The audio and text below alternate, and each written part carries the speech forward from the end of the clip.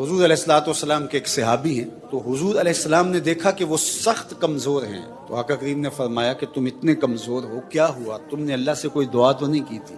جی حضور، میں نے اللہ سے دعا کی تھی کہ اللہ آخرت کے حصے کے دکھ بھی دنیا میں دے دے اور میری آخرت صاف ہو جائے، تو شاید میری دعا قبول ہو گئی، اور بہت مصیبتیں، تکلیفیں، آلام، مصائب انہوں نے مجھے توڑ کے رکھ دی، اور میری وہ حالت جو آپ کے سامنے ہے شاید اس وجہ سے ہے، دعا کی قبولیت کا نتیجہ ہے۔ تو بظاہر تو بڑی اچھی بات لگ رہی ہے کہ آخرت صاف کر لی، دنیا میں ہی بھگت کے چلے جائیں، لیکن اللہ کے محبوب نے اس صحابی کی اس بات پر اس کو داد نہیں دی، نہ تحسین فرمائی، بلکہ اصلاح فرماتے ہوئے کہا کہ تو نے یہ کیوں کہا کہ آخرت کے حصے کے دکھ بھی دنیا پہ آ جائیں؟ تو نے یہ کیوں نہیں کہا ربنا آتنا فی الدنیا حسنۃ وفی الآخرۃ حسنہ؟ اللہ دنیا میں بھی خیر کر دے، آخرت میں بھی خیر کر دے۔